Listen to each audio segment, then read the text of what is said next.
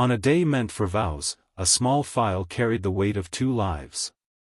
A digital certificate, a laboratory header, a stamped line, a green result that read, "Not detected," let a woman buy a plane ticket and let a family breathe for a moment.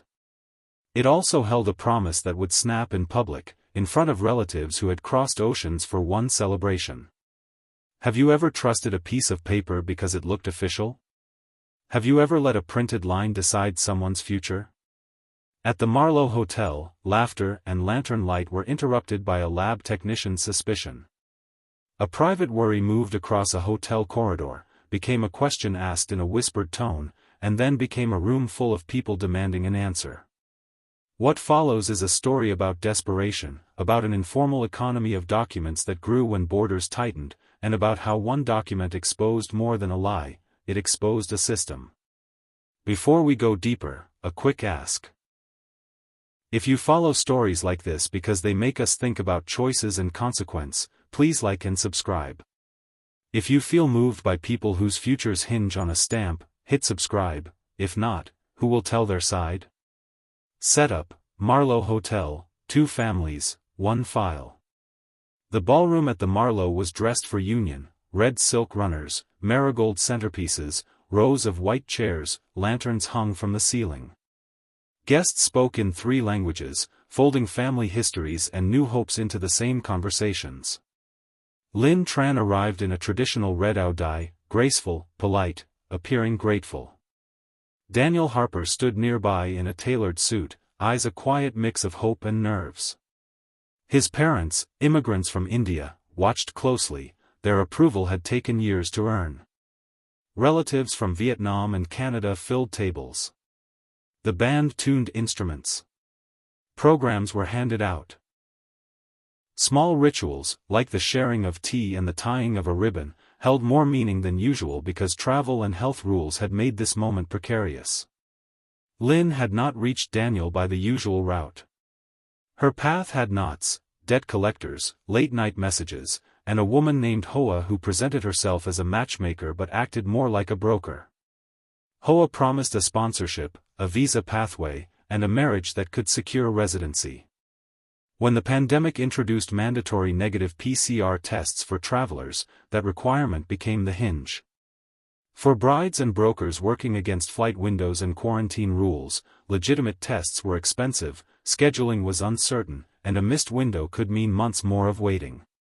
Hoa offered a solution for a fee, a medical document that looked official. Lin agreed to pay in installments, believing the broker's assurances, a clinic that had been described as trusted, a stamp that belonged to a cousin of a doctor. She had seen similar papers before, others had accepted them and boarded flights. A neat PDF arrived days before her trip: header, lab logo, Lin's name, a big green line. It did what it needed to do, it let her book the plane and buy a dress.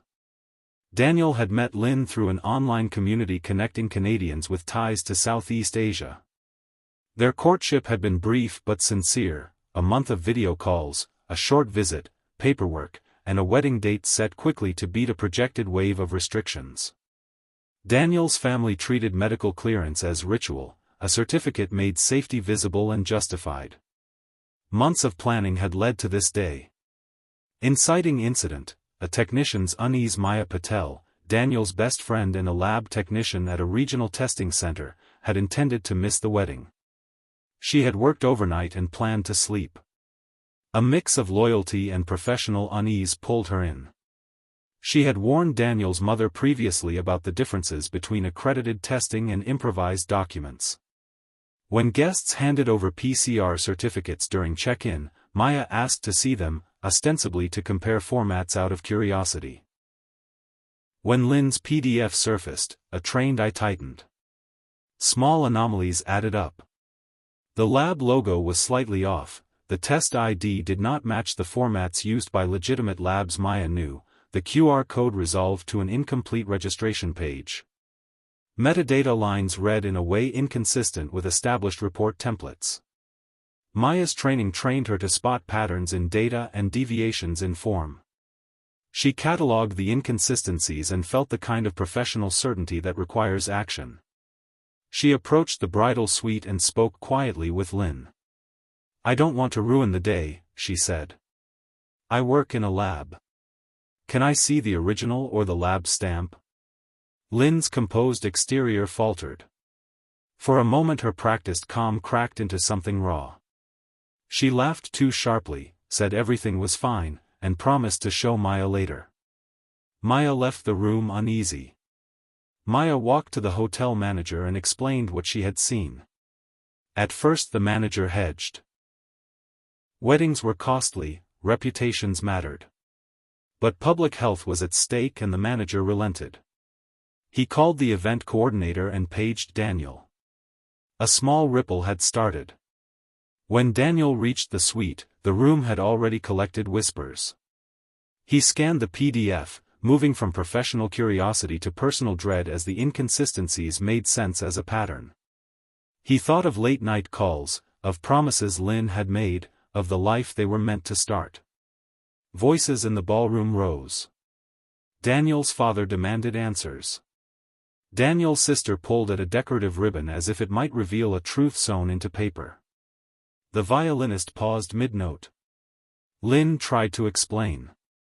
She said she had been told the paperwork would be handled by the broker, that she had paid, that she had not realized.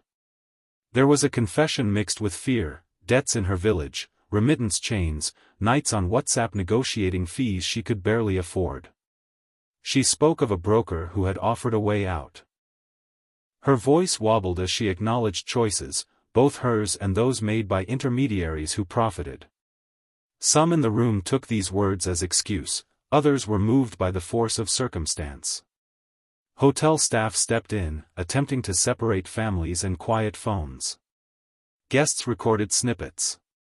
Some videos captured Daniel standing with folded paper in his hand, a moment of stunned grief on his face. Others filmed Lynn as she spoke haltingly of debt and limited options. The event meant to celebrate unity became the scene of a public accusation. Public health officials were called.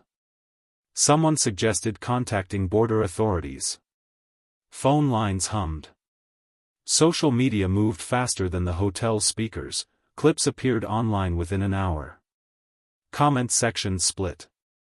Some users called for criminal charges and immediate deportation, others wrote threads about poverty and coercion.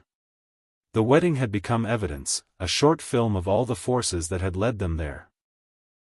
Authorities and journalists began to dig. A pattern emerged. Lynn was not unique. Several brides had presented neat PDFs with the same kinds of irregularities. A small operation, centered on brokers and opportunistic labs, had been supplying documents. Hoa's role came into focus as an intermediary who connected brides with forged templates, doctored QR codes, and complicit travel agents. Payments had traversed remittance services and multiple accounts, making the paper trail messy. Police interviewed hotel staff, travel agents, and brides who had passed through the same channels. Journalists found a small lab in Hanoi that sold blank templates to anyone who asked. Travel agents confirmed coaching brides on how to answer border questions. A thread of low-level clerks and intermediaries surfaced, not a glamorous ring, but a network built on the demand produced by slow legal pathways and the urgency of families seeking stability. Maya provided specialist testimony about the forged document. Her expertise helped officials identify specific technical inconsistencies. Community organizations mobilized, offering legal aid and counseling to women who had relied on brokers out of desperation. Some brides admitted knowing the papers were not genuine, others insisted they had been told everything was legitimate. The situation raised many questions about culpability and context. If this story makes you think about how systems fail people, tap subscribe and share. These conversations need an audience. If you believe context matters, leave a comment with your thoughts. The legal apparatus moved carefully. Forged medical documents used to cross a border could constitute immigration fraud. Those who sold documents could face fraud charges. Prosecutors wanted to deter exploitation at a time when public health required trust in testing. Defense counsel argued for consideration of duress and economic coercion. A person under threat from collectors or desperate for safety may make choices under constrained circumstances. Public opinion split. Some neighbors demanded a firm legal response, some community leaders called for a humane approach that combined accountability with paths to safety. Activists highlighted the larger structural problems: long visa backlogs, limited legal pathways, and entrenched poverty that create a market for forged papers. When arrests were made, there was a headline sense of victory, but organizers noted arrests did not dismantle the conditions that produced demand. The twist inside this tangle was moral. Lynn had been both complicit and compelled. Daniel had been deceived, but many felt sympathy for his confusion and loss.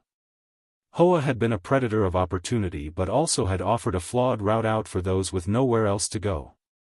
The courtroom would not be able to answer all questions about motive and survival. The case reached court. Prosecutors presented evidence of a document-for-hire operation. Travel agents testified about cash flows and coaching. Investigators explained how QR codes had been manipulated and how templates were shared. Defense counsel offered evidence of coercion, debts accumulated in the Mekong Delta, threats from collectors, and promises that brokers would deliver a lawful pathway. Lynn entered a diversion program combining legal accountability with social work supports. The program aimed to balance punishment with rehabilitation and assistance. Community organizations argued it was more effective to offer education and legal pathways than to send people straight to deportation. Daniel faced personal choices as well. Publicly he sought closure and privacy, privately he grieved a life that had been imagined but not realized. Some in his family wanted to pursue charges strictly, others urged compassion. A few arrests disrupted the bakery of brokers, but the operation reappeared in other forms elsewhere. The ring's low-level composition made it resilient. When one pathway closed, another small operator filled the void. Investigators noted that without systemic changes to legal migration pathways, opportunistic markets would continue to find customers. If you believe people deserve more than punishment when survival is at stake, share this video and push for humane solutions, otherwise these stories keep repeating in silence. Months after the wedding, the Marlowe Hotel rewrote its event protocols.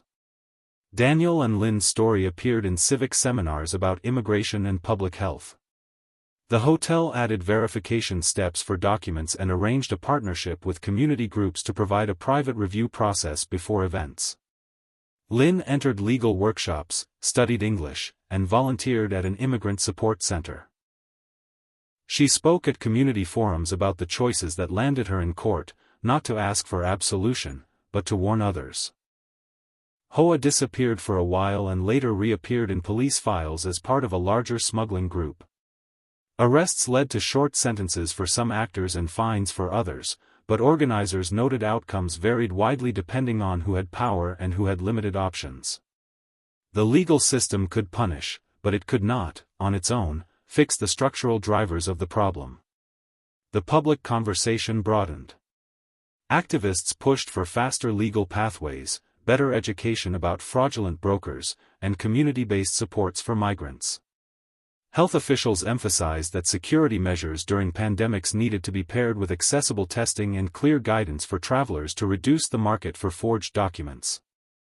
Journalists wrote follow-up pieces that alternated between indignation and empathy, emphasizing the complexity of human motives.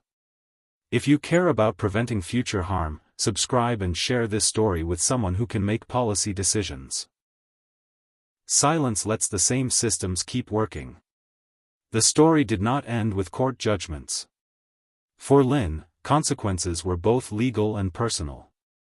She apologized to Daniel in a public forum. Not everyone accepted it.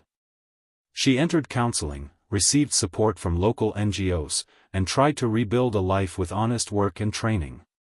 She became a voice in workshops about immigration pitfalls, blunt, self-critical, and candid about the pressure she faced. Daniel kept his privacy. He moved on in ways respected by many who followed the case, but privately he mourned not just a wedding lost but the collapse of a future he had imagined. His family alternated between public silence and quiet outreach to affected communities, sometimes advocating for stricter enforcement and at other times for compassionate resolutions.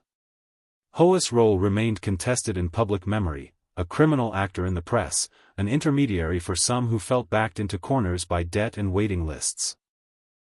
The arrests had disrupted one small market, but the underlying conditions, lack of accessible legal pathways, desperation, and profit-driven intermediaries, persisted. This wedding was a microcosm. It showed how pieces of paper can stand in for fairness and how institutions and informal markets interact. When legal routes are slow or expensive, a shadow economy quickly fills demand. When public health measures rely on trusted documentation, opportunists can exploit gaps.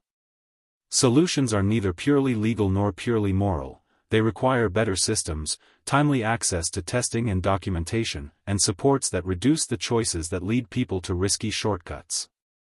If you learned from this story, consider acting in small ways, share reliable information about legal support for migrants, support local organizations that offer counseling and legal aid, and push for policy changes that make safe, legal pathways more accessible.